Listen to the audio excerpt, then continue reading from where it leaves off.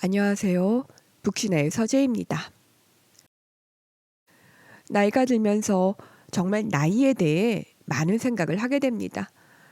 거스를 수 없는 중력으로 얼굴이 처지고 체력이 떨어지는 것은 그렇다 쳐도 매사 귀찮고 열정이 떨어지는 것을 느낄 땐 기운이 쭉 빠집니다.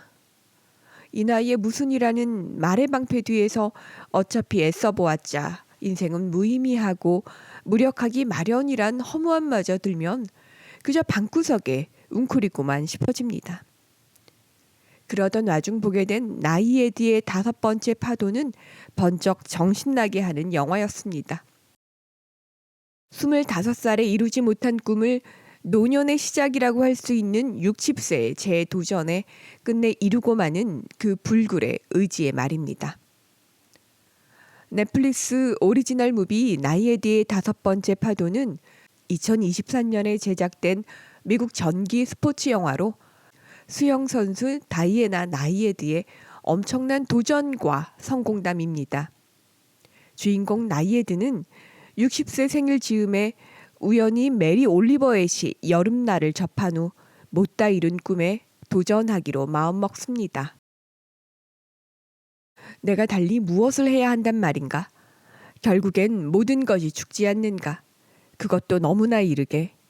격정적이고 귀중한 한 번뿐인 삶을 어떻게 쓸 생각인가? 라는 식구는 61세인 나이에드를 쿠바에서 플로리다까지 총 177km의 바다 수영에 도전케 합니다. 기록에 논란을 줄 만한 안전망 없이 거센 해류와 조류, 상어, 독성 해파리떼와 싸우면서 장장 53시간 동안 바다 수영을 한다는 것은 분명 인간의 한계를 넘는 일입니다.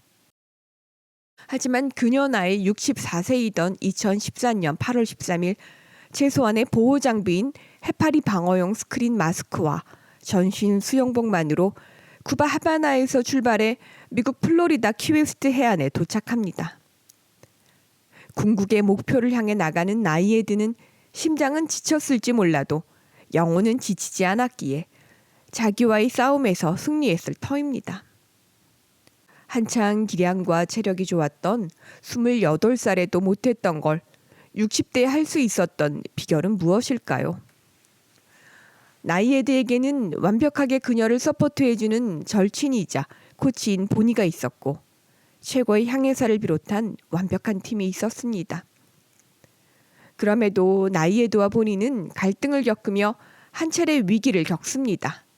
어긋날 듯한 둘 사이를 다시 잇게 한 사건은 어린 시절 나이에드에게 성폭력을 가했던 수영 코치의 죽음입니다. 평생 나이에드를 짓눌렀던 트라우마를 인정하고 받아들이는 과정에서 나이에드와 보니는 서로 더없는 영혼의 동반자임을 확인합니다. 그녀의 도전기는 제목이 말해주듯 4번의 실패 이후 5번째에 비로소 성공합니다. 바다 수온이 내려가는 때는 시도조차 할 수 없고 해류로 인한 항로 이탈과 조류의 영향, 해양 생물 습격 등과 같은 외부적 리스크뿐만 아니라 영혼까지 털릴 정도의 레이스는 극한의 도전입니다. 고지가 머지않은 지점에서 체력이 바닥난 나이에드가 정신을 잃어가자 보니가 바닷속에 뛰어들어가 그녀의 마지막 힘을 끌어내 앞으로 나아가게 하는 장면은 감동입니다.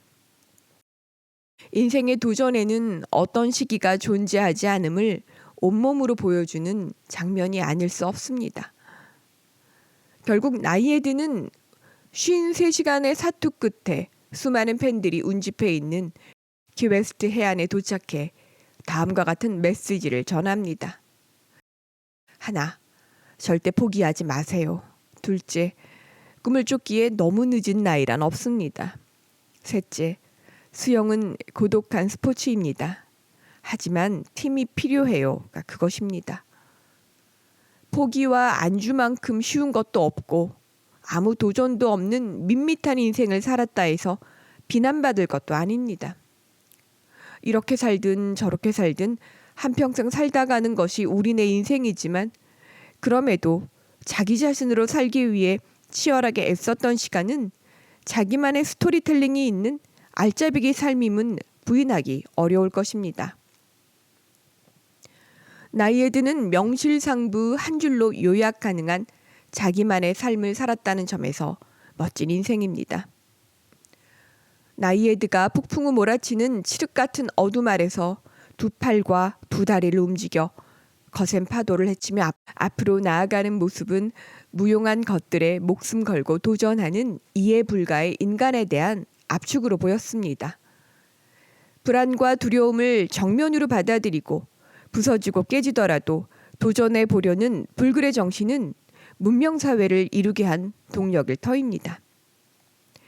인간은 낙원에서 선악과를 따먹은 이후 안락한 삶 대신 자유의지로 고난의 삶을 선택해 왔습니다. 오직 인간만이 자기 죽음에 대한 의미를 알고 기어이 의미를 찾아내고자 했습니다. 소멸해 가는 육신에 저항하는 영혼의 비상, 그것이 인간입니다.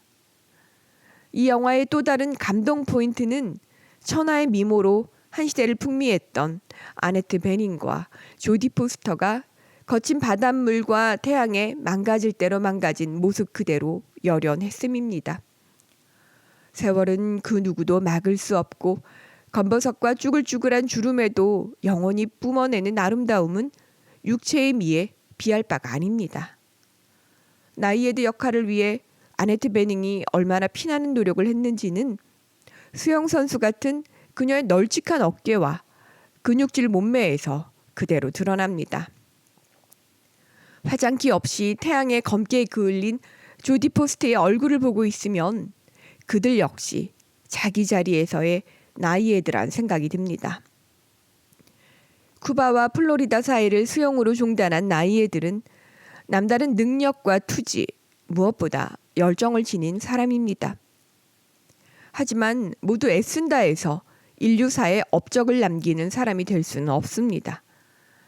각자 타고난 발전기를 열심히 돌려 몇 번의 실패와 성공을 반복하며 자신이 이뤄낼 수 있는 최대치의 삶을 살아가는 모든 이들이 나이에드는 아닐까요? 매일 마주치는 집, 야채가게, 정육점, 세탁소, 배달원, 헬스장, PT 강사 등 너무 많은 이들이 길을 쓰고 사는 것을 목도합니다. 스포츠는 도달해야 하는 분명한 목표가 있어 성과가 드러나지만 생계를 위해 열심히 두 발로 뛰는 우리네는 매일매일의 여정이 목표이자 목적지입니다. 이 길이 만나도 쉽고 어디쯤 왔는지도 모르겠고 포기하고 싶은 마음이 드는 것은 당연지사입니다. 인생을 걸만한 꿈을 가지는 것은 어마무시한 축복이며 대부분은 아주 보통의 하루를 충만히 살아내는 것만으로도 대견합니다.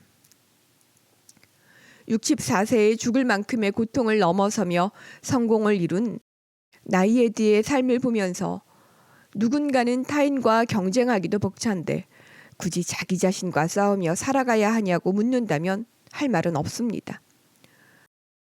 하지만 크던 작던 자기를 넘어서는 경험은 한 사람의 인생을 바꿔줄 것입니다. 스티븐 잡스도 매일 아침 내일이 내 삶의 마지막 날이라면 무엇을 할 것인가 라고 자문했다고 합니다. 안주하고 게으름 피우는 것 역시 습관이자 삶의 태도입니다. 그렇게 시간을 허비하기에는 지금 벚꽃 충만한 이 계절이 너무 아름답습니다. 몸은 늙었지만 정신은 아주 멀쩡해. 젊어서는 그게 없었지만 지금은 있어. 라는 나이에드의 대사가 깊이 남습니다. 그리고 글에 자신이 없으면서도 쓰고 싶은 욕구를 어쩌지 못해 매번 노트북 앞에서 뭔가를 끄적이는 나 자신에게도 기특하다 해주고 싶습니다. 나이에드의 인생도 멋지지만 소시민으로 살아가는 나와 당신 그리고 우리 모두 파이팅입니다. 감사합니다.